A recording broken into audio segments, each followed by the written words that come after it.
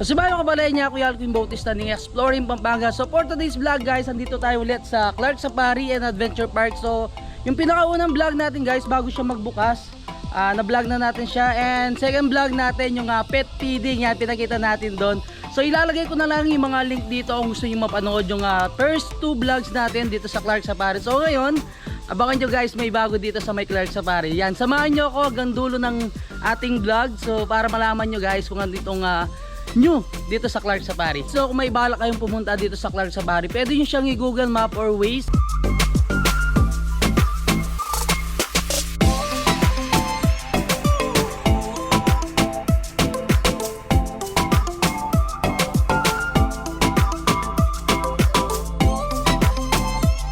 So yun guys, nung second vlog natin is pinakita ko naman itong pinaka-area na to. So mayroon ng mga yan, open area para pwede kayong mag-dine in, lunch, yan, and merienda. Pag hinihintay natin yung oras, ikot muna tayo dito. Welcome back to Clark Safari. So yun kabalin, isa sa bago ngayon sa Clark Safari is itong ano nila, pinaka waterfall. Nung last time pumunta is hindi pa siya umaandar. So ngayon, ayan, napakaganda nga magpa-picture dito. So marami na mga tourist attraction na pwede kayong ano dito, or mga tourist spot na pwede kayong magpa-picture. So tulad doon, and then sa pinakarapan,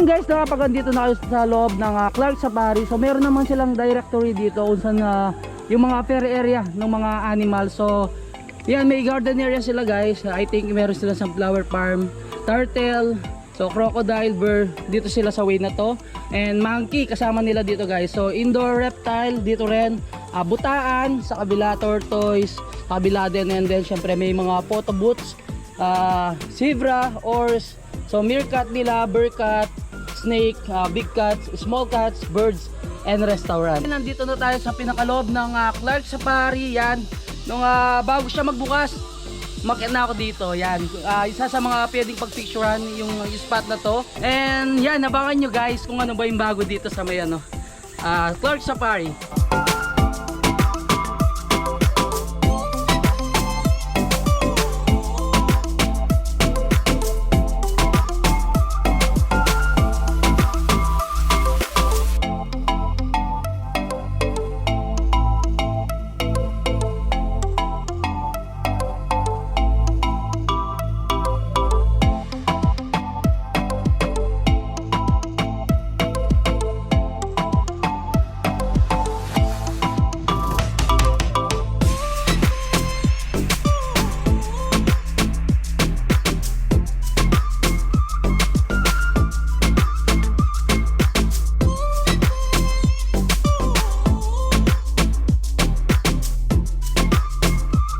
Guys, no, bali yan dito tayo sa lagoon area nila. Yan, soon magkakaroon ng mga ibang animals din dito. So eto sila. Yan, may mga elephants and giraffe na statue. Nice. Ang ganda talaga ng Clark Safari guys. So marami pang pwedeng nilang gawin dito. Abangan nyo guys, yan, later kung ano ba yung bago dito sa Clark Safari. So yun na nga kabalin, kasama natin ulit si Sir John Rick ng Clark Safari. Sir, ano ba yung mga bago ngayon dito sa may Clark Safari? Meron po tayong bagong ostrich, kakarating lang. Meron din po tayong bagong paanak na Bengal Tiger, Orange Bengal Tiger, which is open na sa public sa photo booth natin. And meron din pong White Tiger Cub. Yun. So, yan, excited na ako guys na mahawakan yung mga Bengal Tiger nila and then yung White Tiger. O, tinatawag natin Tiger Cub. So, itong mga ostrich sir, saan galing?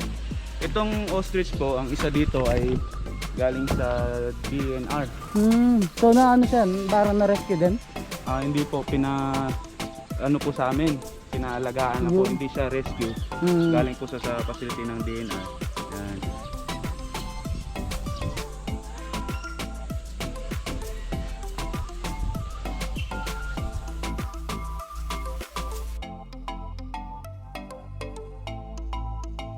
So yun guys, kapag pinuntahan nyo itong mga ostrich nila dito sa may Clark Safari, yan, pwede kayong bumili ng pinaka feeds kung naubos yung feeds dito para lumapit sila and makakapag photo op kayo sa mga ostrich nila guys.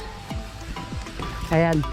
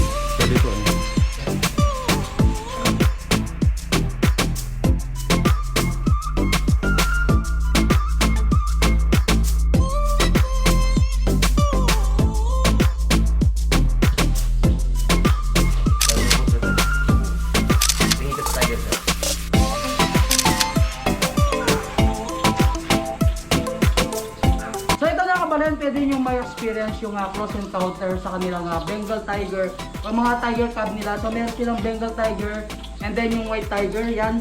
Pwede kayong magpa-battle beating for 500 pesos. So yung pinaka-casure nila guys, nandito na sa malapit sa pinaka-booth nila. And yung pinaka-time ng ano nila, battle beating is 9 AM to 5 PM. And yun guys, no, sa 500 pesos, pwede na kayong mga close encounter sa kanilang mga Tiger Cub and battle beating plus yung ano nila, souvenir picture. So may taga-picture sila dito and after that, pwede yung kunin dun sa pinaka-booth nila. Ang bait, no? Grabe. Ilang months lang siya, sir? 3 months na po yan. So 3 months, pero ganito na kalaki. Ilang kilo to? Medyo mabigat na siya. Mabigat na. Nasa 25 na yan po. So after nilang ano, sir, ma-battle beating, dapat ka paubos to? Hindi po yan ipapaubos. So nasa 1 to 2 minutes. Opo, mga ganun lang din po.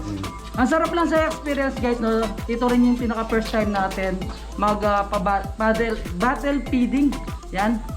Sa baby Bengal Tiger nila. Yan guys, no, kung gusto nyo may experience itong battle feeding at close encounter sa mga Tiger Cub nila yan, punta na kayo dito sa Clark Safari Adventure Park. Kung gusto nyo pumunta dito guys, pwede ninyo namang i-Google Map and Waze. Yung unang vlog natin dito, pinakita ko yung buong area ng Clark Safari. And second vlog natin guys, yung pinaka pet area nila, yan. So pwede rin kayong magpa-feed ng mga ano nila doon, mga pet. And yun nga, pwede kayong bumili ng mga feeds, tapos yung mga ano nila, grass. Pwede yung pakainin yung mga pet nila. And second nga, itong third vlog natin, ito na yung ano, battle feeding and close encounter sa mga baby Bengal Tiger and then yung White Tiger nila.